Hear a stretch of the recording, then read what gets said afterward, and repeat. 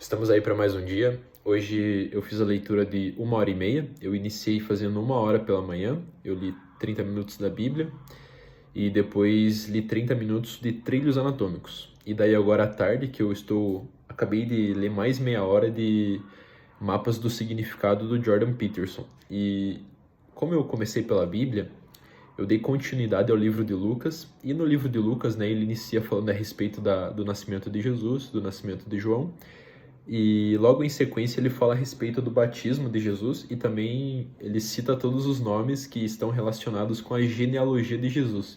Então tem diversos nomes aqui que eu não lerei porque tem muitos. E logo após isso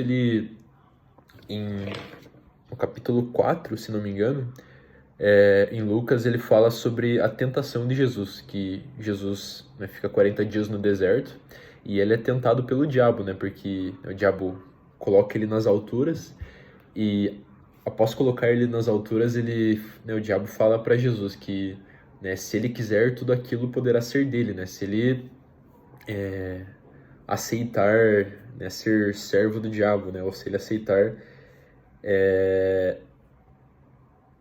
se submeter ao diabo. E daí ele não aceita, né? Ele nega.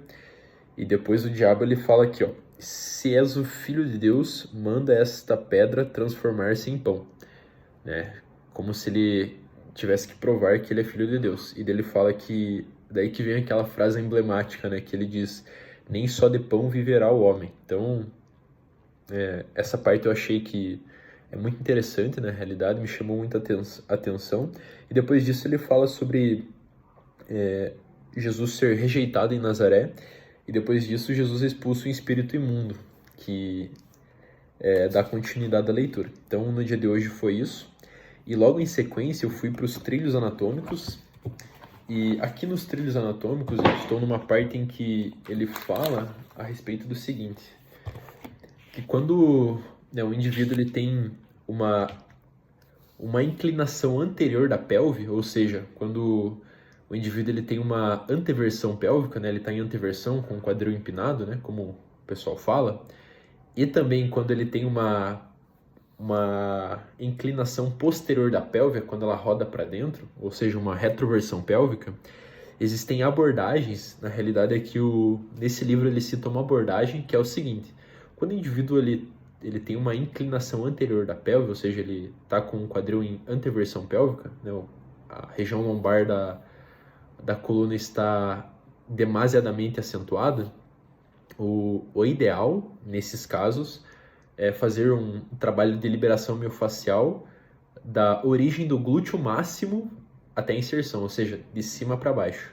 E quando o indivíduo ele tem está em retroversão pélvica, o legal é fazer o contrário, né? Ele está com uma inclinação posterior da pelve. Quando o quadril entra, é legal fazer justamente o contrário, que é o quê? É fazer um trabalho de liberação miofascial da inserção até a origem, ou seja, de baixo para cima. Então ele fala que isso é interessante para trabalhar em cima da correção dessa particularidade pendente e posteriormente resolver esse problema.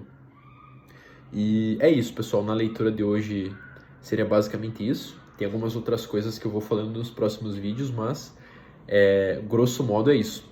E daí, para finalizar, eu acabei de ler o Jordan Peterson e ele continua falando a respeito daquilo que eu mencionei sobre 3 elementos que na realidade são 4, que é o território inexplorado, explorado, e depois ele fala sobre um fato lá que ele chama de cosmogônico, né?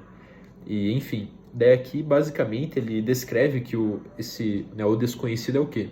O desconhecido é como se fosse uma possibilidade, que é algo interessante e que promete e ameaça ao mesmo tempo. Ou seja, quando tem um território inexplorado, algo que você ainda não passou, mas provavelmente vai passar e se depara com um fenômeno desconhecido, pode ser que esse fenômeno, claro que ele tende a ser interessante porque é novidade, né? O elemento novidade ele vem para reforçar essa questão relacionada a ser interessante.